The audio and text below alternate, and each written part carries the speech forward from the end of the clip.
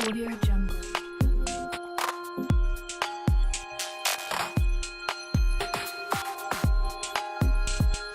Audio Jungle.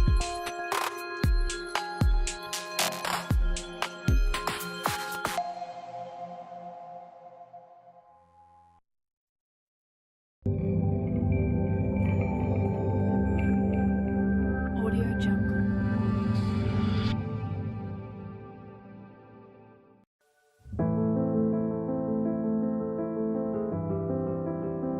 Preview.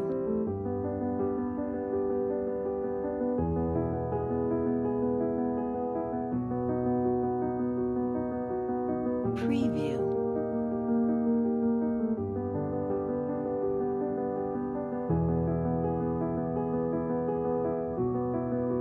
Preview.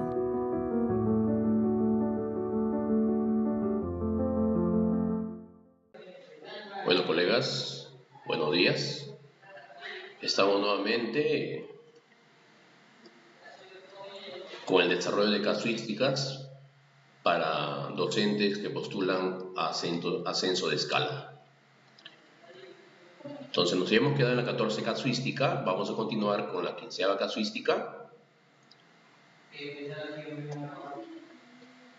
Tenemos la siguiente situación. El alumno Oscar observa en la figura a 4 organismos. Analiza recordando su estructura y responde lo que se pide a continuación. ¿Qué organismos serán? Acá observamos que dice, si en un recipiente con agua destilada se coloca un paramecium, primero, en otro recipiente se coloca una bacteria, en otro recipiente se coloca un eritrocito y en el último recipiente se coloca célula de haba. Nos dice que a la segunda y a la cuarta, es decir, que a la bacteria y a la célula de haba se le ha retirado la pared celular. ¿Qué les ocurrirá respectivamente a cada una de ellas? Entonces, ¿qué es lo que tienen ustedes que tener como conocimiento? En primer lugar, que el primer organismo que se ha presentado, que es el paramecio viene a ser un ser unicelular, está dentro del reino de los protistas, de su reino protozoa, y que este ser unicelular carece de pared celular. El segundo organismo, que es una bacteria, que el segundo organismo, aparte de membrana celular, presenta pared celular constituido por mureína. El tercero es un eritrocito, que solamente presenta membrana celular, carece de pared celular.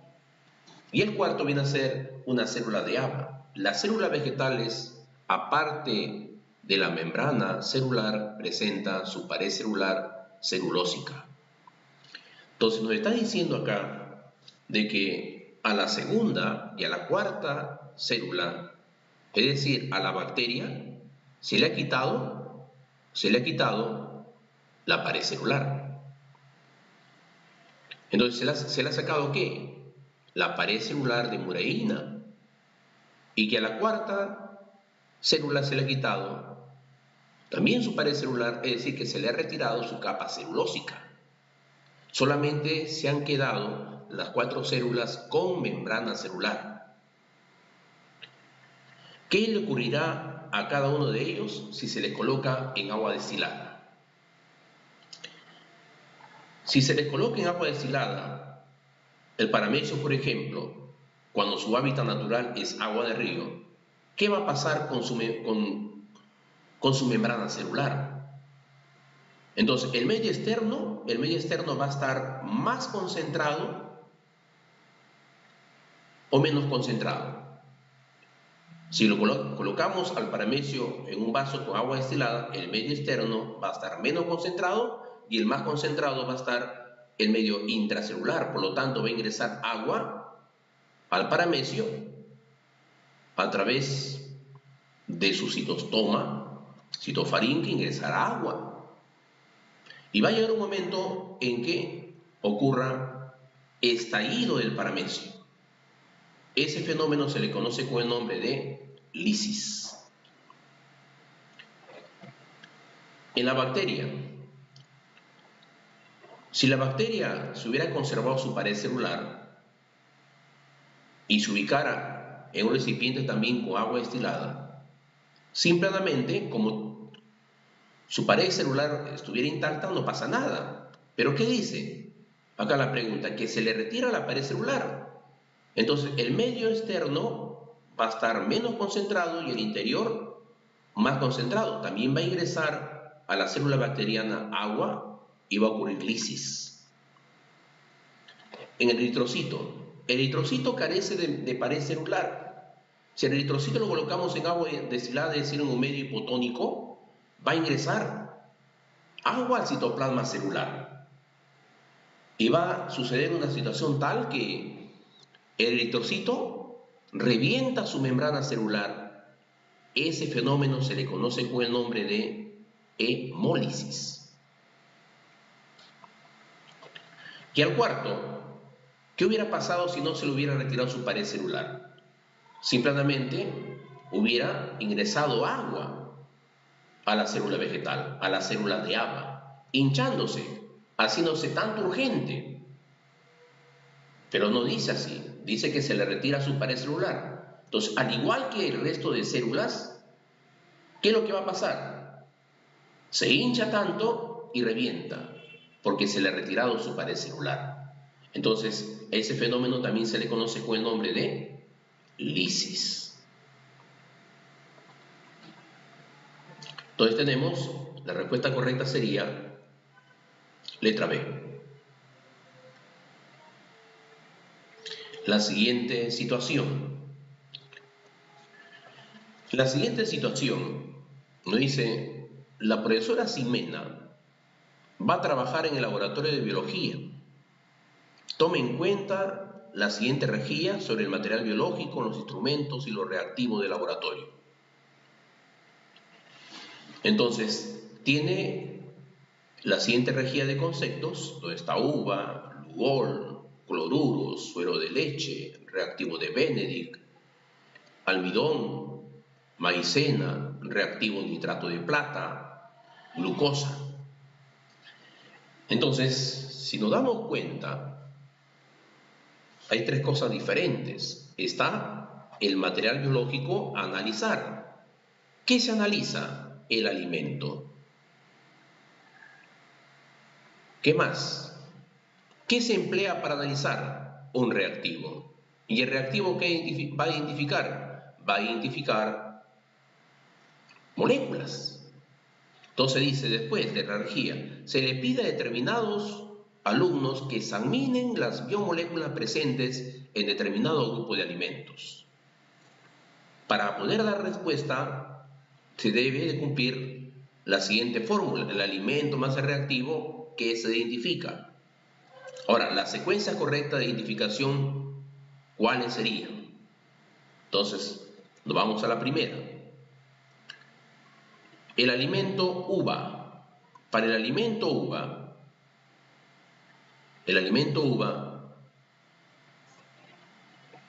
¿qué contiene? Contiene glúcidos. ¿Qué glúcido? El glúcido que contiene viene a ser glucosa. ¿Pero qué reactivo yo tendría que emplear para que me indique que estoy reconociendo glucosa? Entonces veamos la primera alternativa. Dice, el 1, uva. ¿Que emplee el lugol? No. ¿Por qué? Porque el lugol se emplea para poder identificar almidones. Y acá en las uvas son ricos ¿en qué? En glucosa. Y dice que el 3 reconoce cloruros. El lugol no permite reconocer cloruros. El lugol permite reconocer almidones. Por eso la primera premisa es falsa. En la segunda, dice suero de leche. El suero de leche, código 4, dice que yo emplee el 5, el reactivo de Benedict. Y dice que el reactivo de Benedict en el suero de leche va a reconocer ¿qué? Almidón. También es falso, porque el reactivo de Benedict se emplea para reconocer glucosa. El 3 dice uvas. Voy a emplear el reactivo 5, dice Benedict. Y dice que el reactivo de Benedict que actúa sobre filtrado de pasas me permite identificar código 9, glucosa. Sería esta premisa correcta. Es el reactivo de Benedict que me permite reconocer la presencia de glucosa. ¿Qué contiene el reactivo de Benedict? Contiene sulfato cúprico. ¿Quién va a reducir al cobre más 2 hasta cobre más 1?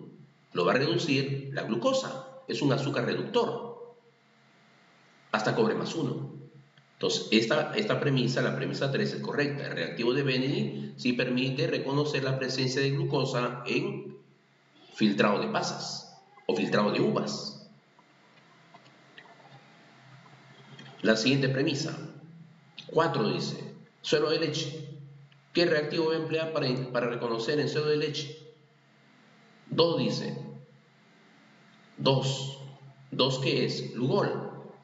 En el suero de leche ¿habrá presencia de almidones? Falso, pues. Dice que voy a reconocer glucosa. En la quinta, 7, maicena. En la maicena voy a emplear el reactivo, dice, con el código 2. En la maicena voy a emplear el reactivo llamado Lugol. ¿Y qué me permite reconocer? El Lugol. El Lugol es un reactivo que me permite reconocer la presencia de almidones. Entonces, esta premisa sí es correcta. Las premisas que solamente son correctas, entonces, está en la letra C, la 3 y la 5. Entonces, acá es importante, colegas, tener conocimiento sobre, y que hayamos hecho, pues, con los alumnos, práctica de laboratorio con alumnos de cuarto grado de secundaria en el curso de biología, CTA Biología, experiencia de laboratorio sobre reconocimiento de biomoléculas, reconocimiento de biomoléculas inorgánicas, reconocimiento de moléculas orgánicas. Siguiente pregunta. Siguiendo el modelo de circulación menor de la sangre,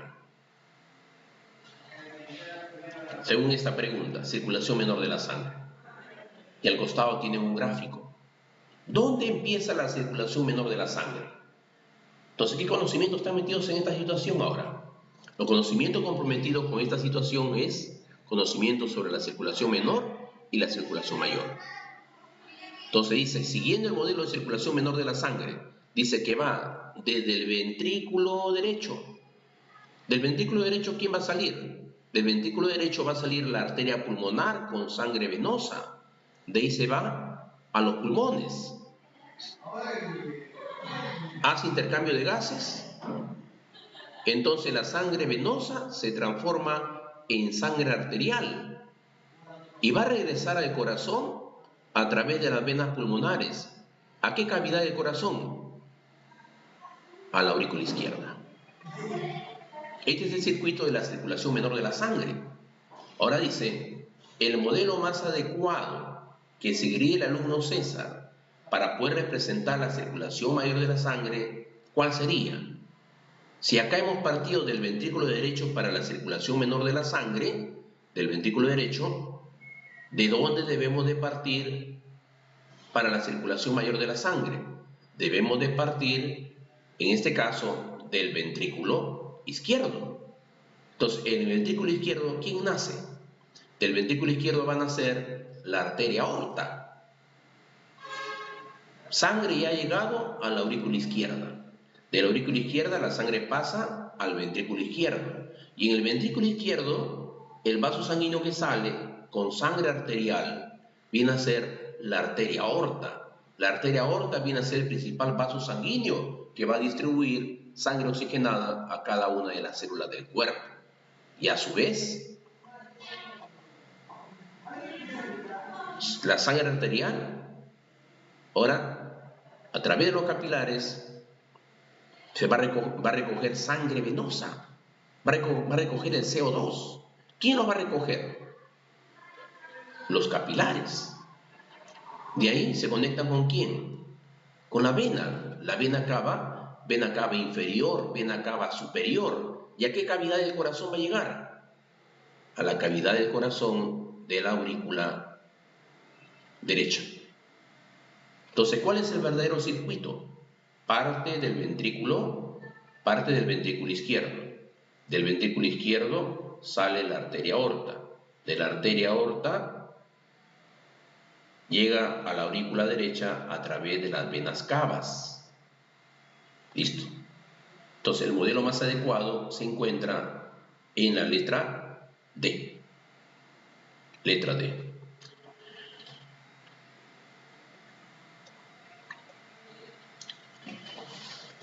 Esta pregunta también que corresponde a biodiversidad, tierra y universo. Dice, si el alumno observa que el ave chorlito solo se alimenta de los restos de comida que tiene entre los dientes el cocodrilo, cuando devora su presa, deducimos que existe una relación interespecífica llamada. ¿Qué hay que saber frente a esta situación? Hay que saber de que las relaciones que se dan en el ambiente natural comprenden las relaciones intraespecíficas y las relaciones interespecíficas. De las relaciones intraespecíficas, ¿con quiénes se relacionan? Con las asociaciones. Asociación familiar, asociación gregaria, asociación colonial, asociación estatal. En cambio, las relaciones interespecíficas comprenden ¿a quiénes? Comprenden al neutralismo, simbiosis y antagonismo. Y que en las relaciones simbióticas, en el ámbito natural, toman los siguientes nombres. Hablamos de comensalismo, hablamos de mutualismo y hablamos de simbiosis. Para esta situación, el ave chorlito se beneficia porque consigue alimentos cuando ya el cocodrilo ha devorado a sus presas. Entonces el cocodrilo, cuando está descansando, descansa con la boca abierta y entre sus dientes se queda pegado restos orgánicos del material que ha devorado. El ave chorlito se acerca y empieza a picotear los restos orgánicos que han quedado entre sus dientes. El cocodrilo, ¿de qué se beneficia? Se beneficia de la limpieza. Ambos se benefician. Cuando ambos organismos se benefician, reciben el nombre de mutualismo. Y para este caso, ¿qué tipo de mutualismo será? ¿Es un mutualismo con contacto continuo o es un mutualismo sin contacto continuo? Un ejemplo de mutualismo de contacto continuo viene a ser la relación que existe entre el hongo y el alga en el líquen. ¿Qué le brinda el hongo al alga? Con sus rizoides empieza a absorber las sales minerales del suelo. ¿Para quién? Para la alga. ¿Para qué? Para que empiece a realizar el fenómeno de fotosíntesis. Absorbe agua. Entonces, es el hongo. La alga atrapa el CO2 y tenemos la ecuación general de la fotosíntesis. Le fabrica alimentos para el hongo. Ambos siempre están juntos. Es una relación de mutualismo, de contacto continuo. Incluso se da también en el caso de, aparte del líquen, tenemos micorrizas, bacterorrizas. Cuando hablamos de bacterorrizas, es la relación que existe entre una bacteria y las raíces de las leguminosas. Es el caso ejemplo de la bacteria llamada Rhizobium, que vive en los nódulos de las raíces de las plantas leguminosas. Porque la planta no puede absorber el nitrógeno atmosférico. Entonces, ¿qué hace este Rhizobium? Absorbe el nitrógeno atmosférico. ¿Para qué? Para que posteriormente la planta lo pueda utilizar y pueda fabricar proteínas. Pueda fabricar primero aminoácidos, los aminoácidos forman proteínas y eso va en una alberja. En cambio, cuando hablamos de mutualismo sin contacto continuo, una vez que ya se benefició, empieza, en el caso del ejemplo del chorlito, empieza a buscar a otro cocodrilo, en el caso que sea el único en esa zona, y empieza a limpiar al siguiente. Similar ejemplo se da entre quienes, entre la flor y el colibrí, o entre la flor y la abeja, o entre la flor y la mariposa. Son ejemplos de mutualismo sin contacto continuo. Para el ejemplo entonces que presentamos, la respuesta correcta es mutualismo sin contacto continuo, sin contacto permanente. Ahora tenemos, dice, a Martín se le pide, es una pregunta de materia y energía, mayormente conocimiento de química. La pregunta anterior estaba referido a la temática de biodiversidad, Tierra, universo. Dice esta situación, a Martín se le pide que registre adecuadamente en la cuadrícula los valores de A, los valores de Z, los valores de P, los valores de E, los valores de C, donde C es la carga. Entonces, acá ¿qué conocimientos hay?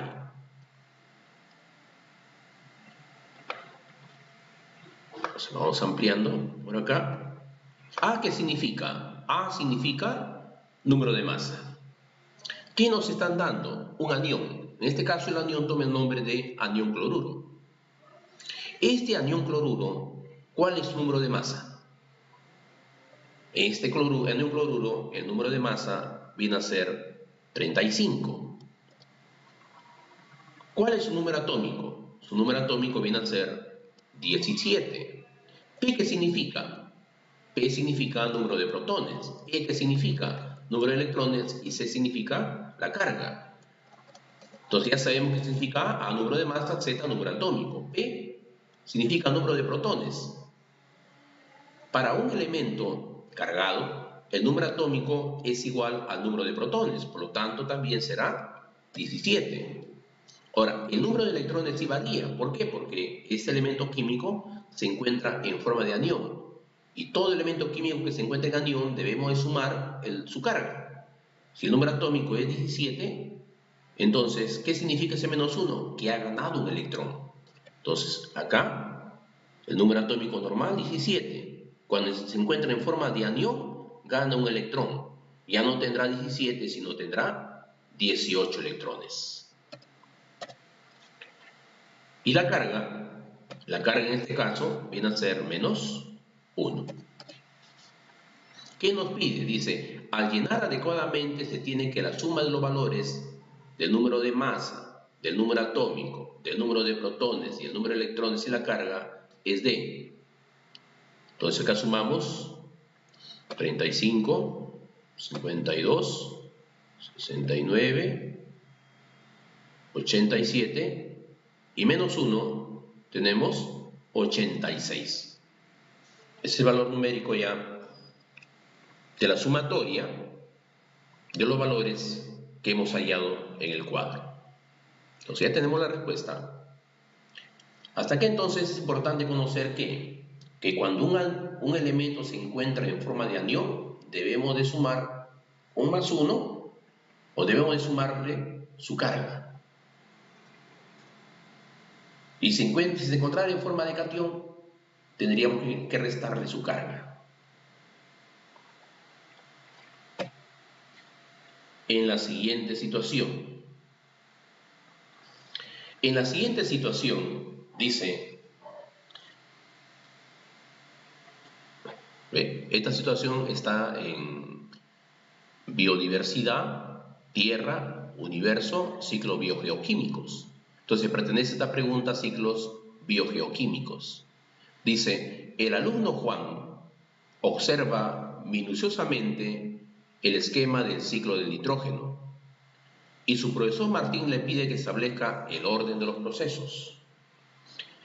Entonces, ¿qué es importante acá que conozca el docente? Es importante que el docente tenga conocimiento sobre el ciclo del nitrógeno. ¿Dónde está el nitrógeno?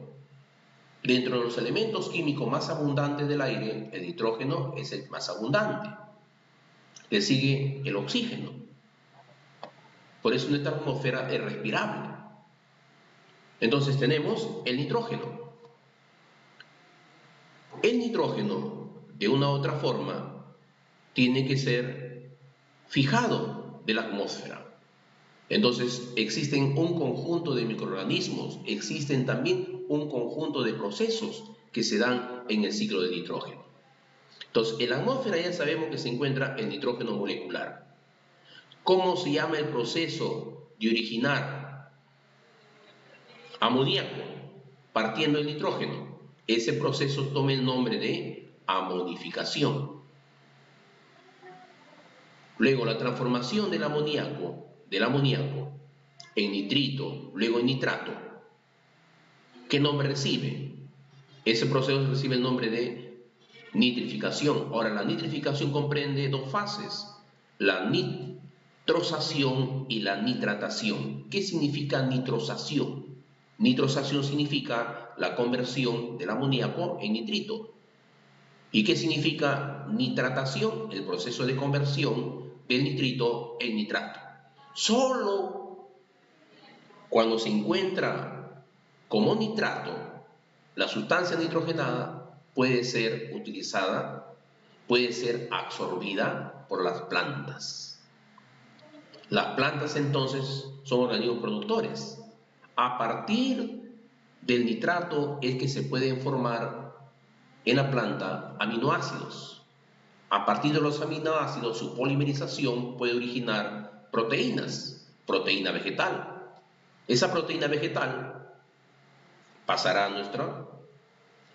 nuestro cuerpo. Como organismos consumidores nos alimentamos, somos organismos heterótrofos. Nos alimentamos de los autótrofos, de los organismos llamados productores. Pero eliminamos, producto del metabolismo nuevamente, empezamos a eliminar amoníaco. Y el amoníaco lo eliminamos a través de la orina. Entonces, revisando ya ahora la pregunta que nos hemos ubicado, entonces tenemos, dice, el alumno Juan observa minuciosamente el esquema del ciclo del nitrógeno y su profesor Martín le pide que establezca el orden de los procesos. ¿Con qué empezaría? Empezaría con la fijación del nitrógeno atmosférico. ¿Quiénes fijan el nitrógeno atmosférico? La bacteria fijadora del nitrógeno. ¿Quiénes son? Tenemos a Rhizobium, Azotobacter, tenemos cianobacterias, Nostoc, son cianofitas, son organismos fijadores de nitrógeno. Una vez que se ha fijado el nitrógeno de la atmósfera, ¿qué evento puede suceder? El evento que puede suceder viene a ser la amonificación también. ¿La amonificación qué viene a ser? La amonificación no viene a ser sino el proceso de transformación del nitrógeno en amoníaco. Luego el amoníaco debe ser transformado en nitrito, luego en nitrato. Hoy tenemos el primer proceso, 4, fijación. El Romanos 3 dice amonificación. ¿Qué viene a ser? El proceso de transformación del nitrógeno molecular en amoníaco. ¿Sí? Estamos por acá. Luego, ¿qué sigue? El proceso de nitrificación. En el proceso de nitrificación, ¿qué ocurre? Las transformaciones sucesivas del amoníaco en nitrito y del nitrito en nitrato. Estamos con el código 2. Luego, ¿qué tenemos? Que el nitrato ya puede ser absorbido a través de los pelos absorbentes de la raíz por las plantas. Entonces se llama asimilación. Plantas. Entonces, producto de la asimilación, las plantas mediante fotosíntesis ya pueden fabricar proteínas. Finalmente tenemos la transformación en proteínas animales, es decir, cuando lo consumimos. Y nuevamente, ¿quién va a regresar? Regresa al suelo en forma de amoníaco. La respuesta más acertada sería la letra B. Contiene el orden secuencial de los procesos que sigue el nitrógeno molecular, su reutilización. 21. Dice, se le entrega al alumno Alejandro una lectura sobre el microscopio y luego se le pide que responda. El microscopio tiene casi siempre 3 lentes. La primera, que está cerca del ojo, se llama el ocular, tubo ocular, el lente, el ocular. La segunda, cerca a la muestra, la platina tenemos y sobre ella colocamos la lámina portaobjeto que contiene la muestra. Entonces, dice la segunda, el segundo juego de lente viene a ser el objetivo. Objetivo con diferentes aumentos. La tercera, el tercer lente dice, es la que atrapa la luz que ilumina la muestra que se desea observar. Se le denomina el condensador. Entonces, por acá tenemos el condensador, el concentrador de luz. 3 lentes entonces. La luz se refleja en el espejo. Si fuera un microscopio con luz natural, tendríamos nosotros que reflejar. Entonces, la luz se refleja en el espejo y pasa por el condensador, donde se concentra, se intensifica para poder llegar a la muestra. Pasa a través de ella y es recogida la luz. ¿Por quién? Por el objetivo, para formar una imagen ampliada de la muestra. Imagen que es captada después por el ocular. Finalmente, esta imagen lumínica es transportada al ojo. Entonces, en el ojo es proyectada en la retina. La retina, ¿qué es la retina? La retina viene a ser la túnica interna del ojo. Tiene como componentes la capa de conos y la capa de bastones. La capa de conos para la visión fotópica en colores. Pero ahí no acaba la cosa. La retina se conecta con el nervio óptico y el nervio óptico, que viene a ser el segundo par craneal, ¿hacia dónde se va? Hacia su verdadera interpretación, que viene a ser el lóbulo occipital del cerebro. Ahí recién se va a interpretar lo que se haya colocado como muestra en la lámina portaobjeto. Entonces viene el interrogante, ¿cómo pasan los rayos de luz en un microscopio? La luz, dirigida por el espejo, concentrada por el condensador, los que chocan contra la muestra, llega al objetivo, del objetivo al ocular, del ocular a la retina del ojo entonces, retina, y finalmente conducido a través del nervio óptico hacia el lóbulo occipital del cerebro, donde ocurre la verdadera interpretación de las imágenes visuales. Entonces, acá hay conocimientos de qué, encerrado, que el docente debe de dominar sobre las partes del microscopio. ¿Qué más? Sobre el globo ocular. ¿Qué más? Sobre el sistema nervioso relacionados con el cerebro. Entonces, hablamos sistema nervioso, sistema sensorial, globo ocular, las partes del microscopio y fenómeno de refracción de la luz.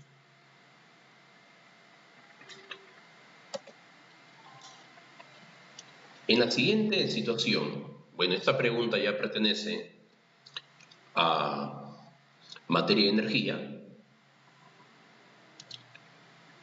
Entonces acá tenemos, dice, la siguiente situación. Imaginemos que el alumno Cristian, al observar minuciosamente una laguna, descubre un nuevo elemento químico que presenta como kernel el neón, acompañada de la siguiente configuración electrónica: 3s2, 3p4, con número atómico 16. Se ubicaría en el tercer periodo, su varencia negativa es -2 y es un no metal. ¿Dentro de qué familia y o grupo lo clasificarías a este nuevo elemento químico? Entonces, los conocimientos que debe tener el alumno, debe tener también el docente, es sobre kernel. ¿Kernel qué viene a ser? Es la estructura simplificada de una configuración electrónica. El neón presenta número atómico 10. Entonces, si presenta un número atómico 10, yo debo de hacer la sumatoria 10 más 2, 12. Y 4, 16. Me da el número atómico.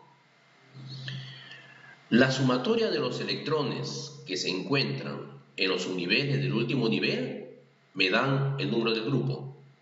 2 y 4 es 6.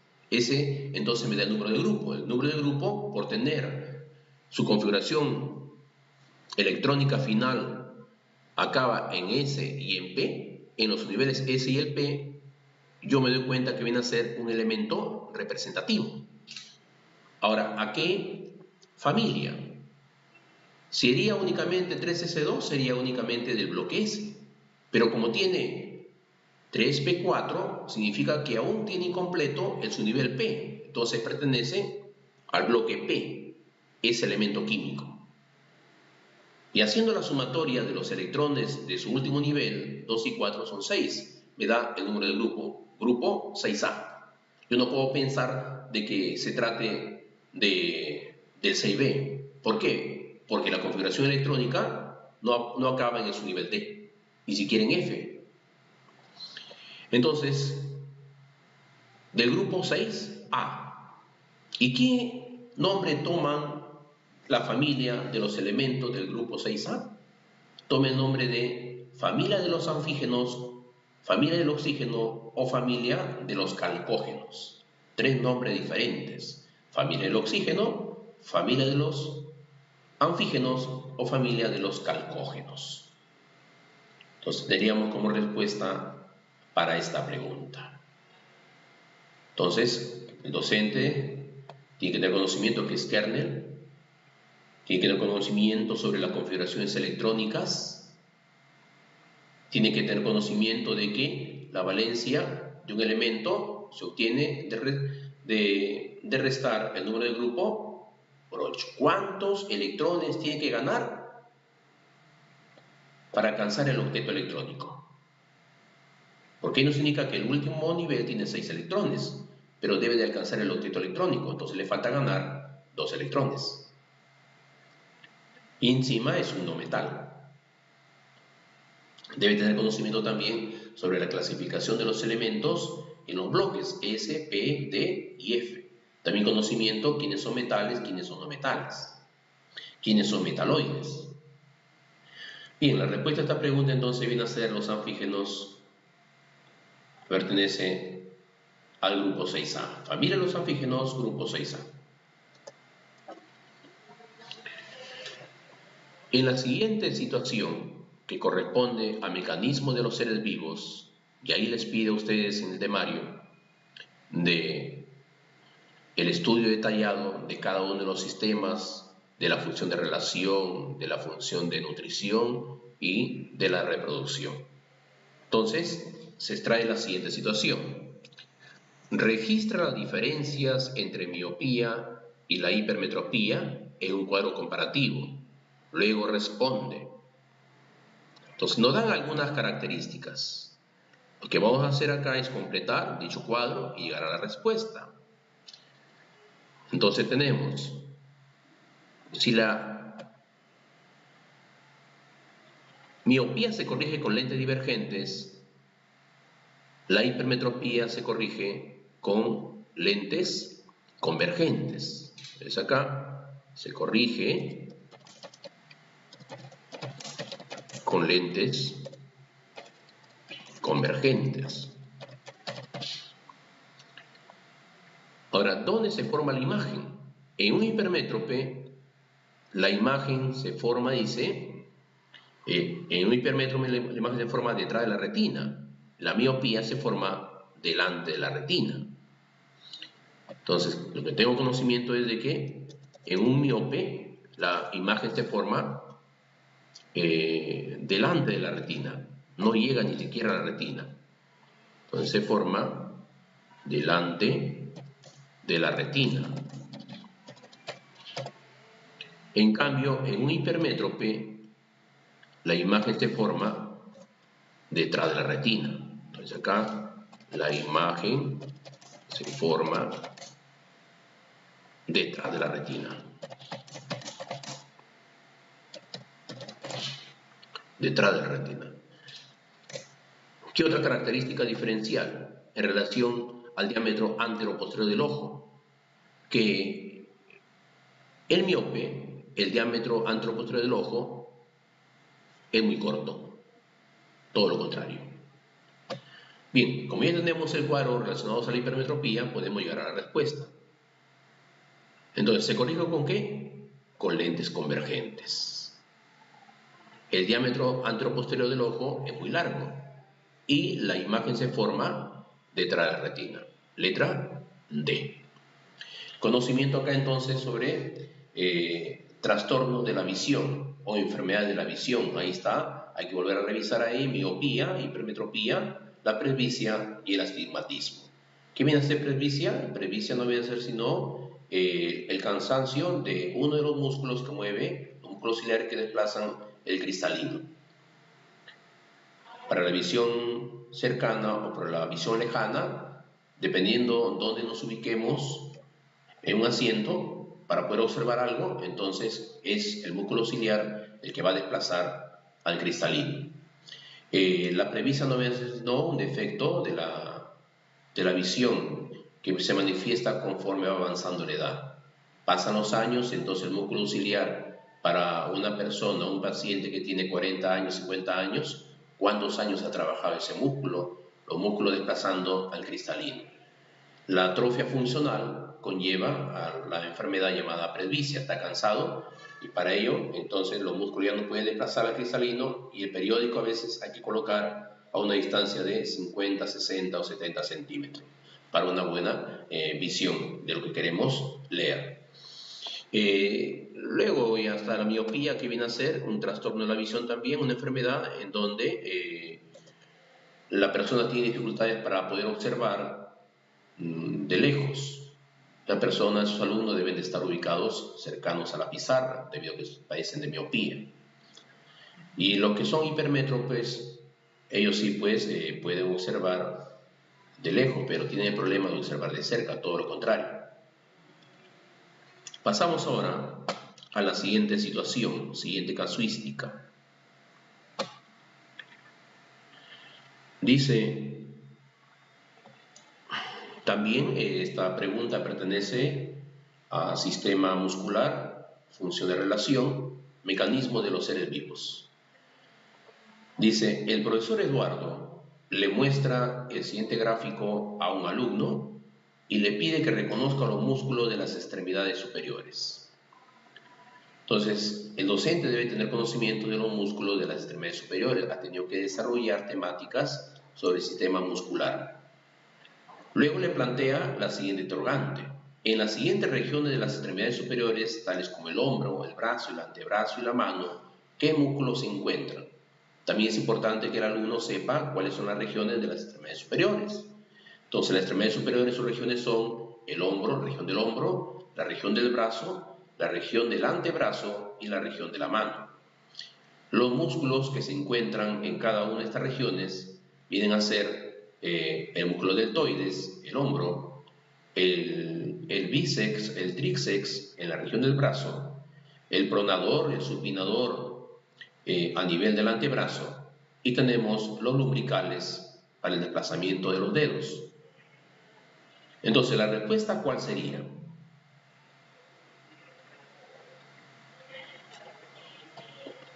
¿Cuál sería acá la respuesta?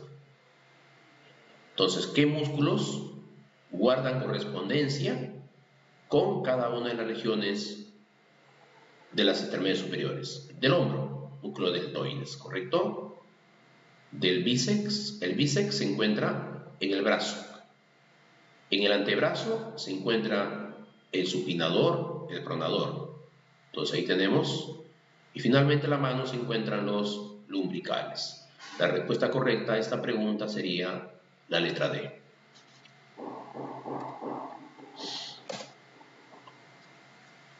Pasamos a la situación de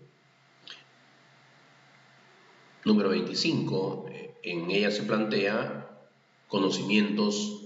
manejo de conocimientos sobre actividad enzimática. Hay dos modelos que explican la actividad enzimática.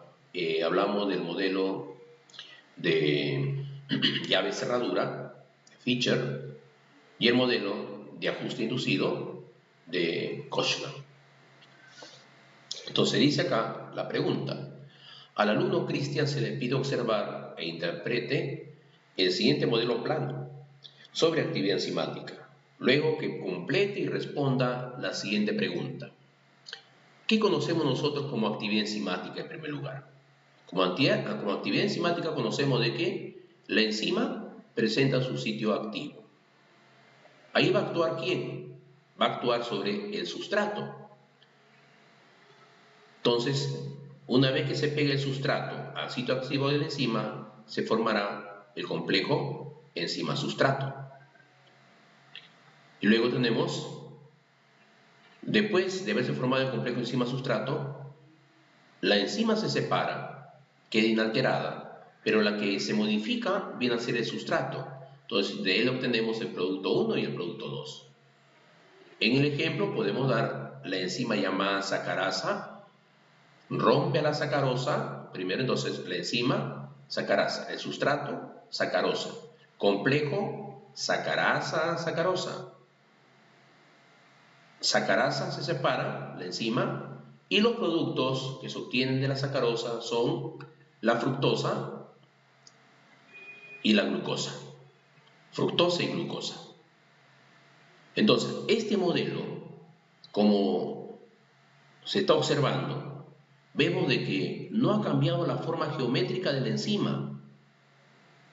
Se mantiene la forma geométrica del sustrato, que no obliga a que cambie la forma geométrica. La que va a obligar a que cambie la forma geométrica del sustrato es el sustrato, el que obliga a que cambie la forma geométrica de la enzima. Entonces, como no ha cambiado la forma geométrica de la enzima en relación al sustrato, simplemente lo presentado se refiere al modelo de Fischer. El modelo de Fischer propuesto, o el modelo de complementariedad de enzima-sustrato, fue propuesto por Fischer. Según este modelo, si el sustrato es la sacarosa y la enzima sacarasa, los productos serían glucosa y fructosa. Pero sinónimo de fructosa, ¿qué es? Lebulosa. En cambio, si hubiéramos encontrado alguna modificación espacial de la enzima, ¿no? Habíamos dicho que el modelo es el modelo de ajuste inducido, pero no es. El que induce al cambio del modelo es el sustrato, pero en esta pregunta no. Es el modelo de Koshland, modelo de ajuste inducido, o de Cascaneses no es. Entonces, frente a esta situación, la respuesta correcta es el modelo de complementariedad o de llave cerradura propuesto por Fischer, donde el sustrato sacarosa se descompone por la enzima sacarasa en glucosa y lebulosa o fructosa. Letra D. En la pregunta número 26 tenemos la siguiente situación. En esta pregunta dice: las aves en su buche almacenan temporalmente el alimento. Su buche es una dilatación del esófago. Dichos animales son incapaces de masticar, puesto que carecen de dientes, su pico es cordio.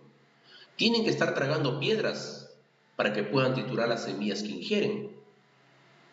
¿En qué órgano del tubo digestivo ocurre la verdadera digestión de las semillas? En primer lugar, lo que se tiene que acá tener conocimiento de que esta situación corresponde al dominio de conocimientos referido a mecanismos de los seres vivos. La temática en mención es que esta situación se ubica en tubo digestivo, aparato digestivo de los vertebrados. Dentro de los vertebrados están las aves. ¿Qué más? De que el estómago de las aves tiene dos compartimientos: el estómago muscular y el estómago glandular. El estómago muscular también se le conoce con el nombre de molleja, y en la molleja ahí se ubican las piedritas. ¿Para qué? Para ir con los movimientos de las paredes de la molleja, ir separando la cáscara de los granos de maíz que ha incorporado esta ave. ¿Qué más? Ahora, la verdadera digestión, dice, la verdadera digestión de las semillas, ¿dónde va a ocurrir? En el estómago glandular. Al estómago glandular también se le conoce como ventrículo subcenturiado. Ahí ocurre la verdadera digestión de las semillas. Primero hay que romper que, les saben ustedes que las semillas a veces hasta son ricos en almidón. De la descomposición entonces del almidón de la semilla, la descomposición de la cubierta de la semilla, entonces empieza a nivel del estómago glandular. Buche, no, en el buche simplemente llegan las semillas. ¿El buche qué viene a hacer? El buche no viene a hacer sino una dilatación del esófago. El ave bebe agua, ingiere las semillas, se reblandece, se ablanda la cáscara, para que llegado al estómago muscular o molleja, ahí actúen las piedritas tratando de separar la cascarilla. Finalmente, la verdadera digestión va a ocurrir ¿dónde? Cuando pasen del estómago muscular o molleja, pasen al ventrículo subcenturiado, que viene a ser el verdadero estómago donde ocurre digestión de las semillas. Entonces, letra B.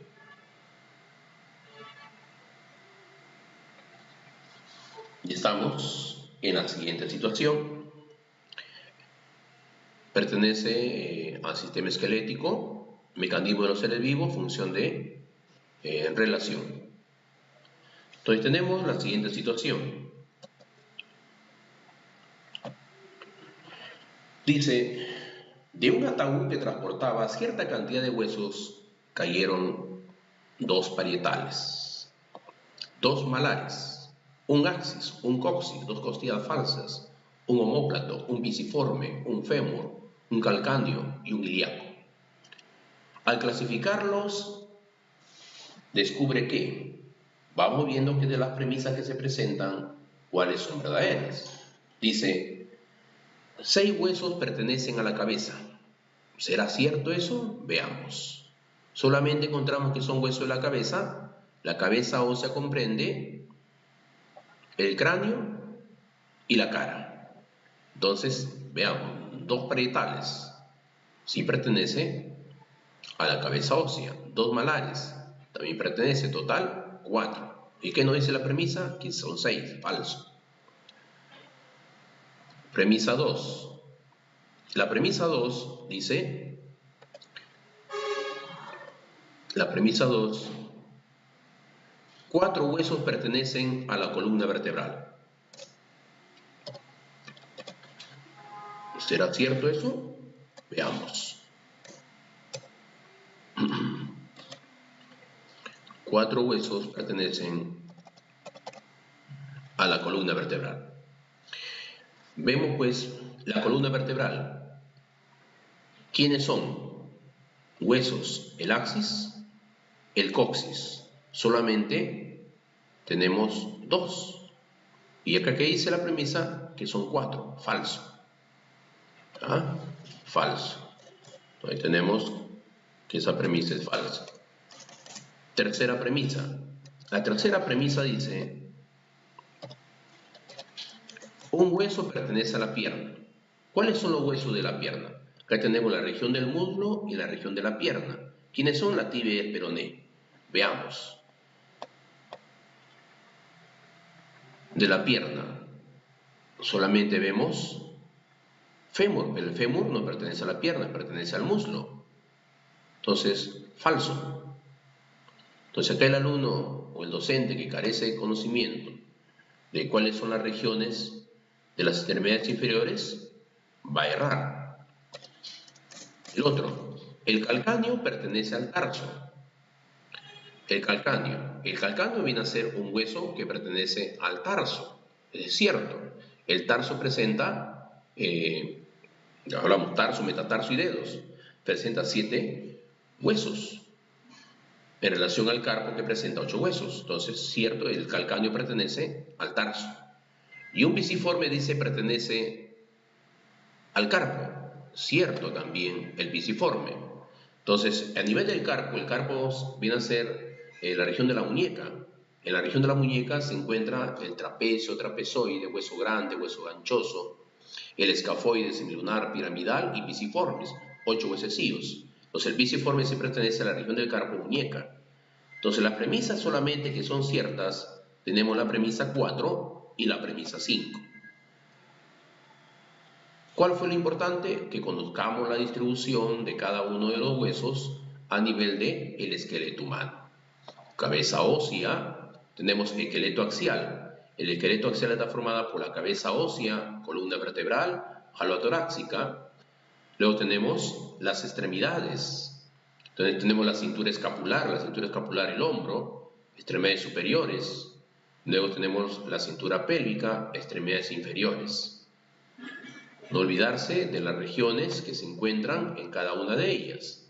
Entonces la región del hombro, qué hueso lo forman, la región del brazo, la región del antebrazo, qué hueso forma la región del muslo, tener claramente la diferencia entre lo que es muslo y lo que es pierna, para poder llegar a las respuestas correctas.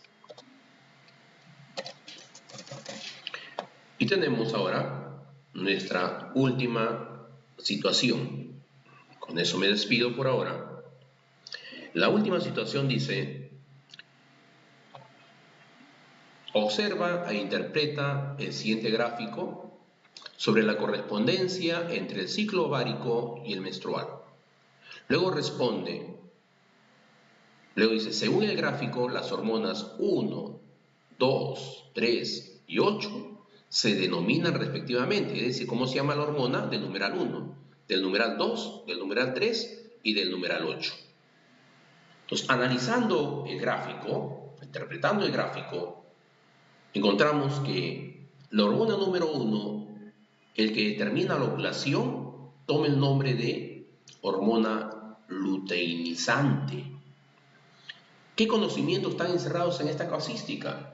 Los conocimientos que están encerrados en esta casuística se refieren a sistema endocrino, relacionados al aparato reproductor femenino, donde se habla del ciclo ovárico y también del ciclo uterino. Entonces, el numeral 1 corresponde a la hormona luteinizante. La hormona luteinizante es responsable de la ovulación. El numeral 2 corresponde a los estrógenos. El numeral 3, si de repente ha habido ovulación y ha habido fecundación durante estos días, entonces, ¿qué va a haber en las paredes del útero? Preparación de las paredes del útero para albergar al embrión en estadio de blastocistos. ¿Quién va a influir? ¿Qué hormona? La progesterona. Entonces, ahí estará la progesterona. Si ha habido entonces fecundación, se va a anidar el embrión en estadio de blastocisto y a la segunda semana ya se puede decir que hay formación de placenta. ¿Y la placenta qué va a eliminar? Va a eliminar la hormona gonadotrofina coriónica. Esa hormona viene a ser la HGC, que es el código 8. Entonces, código 1 ya sabemos, luteinizante, código 2, estrógeno, código 3, progesterona. Finalmente, el código 8 viene a ser la hormona gonadotrofina coriónica. Bien, entonces, colegas, me despido hasta una nueva situación, una nueva convocatoria de parte de nuestro maestro Elías Capellán. Un gusto compartir las casuísticas con colegas que van a postular a ascenso de escala magisterial. Nos vemos hasta una próxima reunión. Gracias.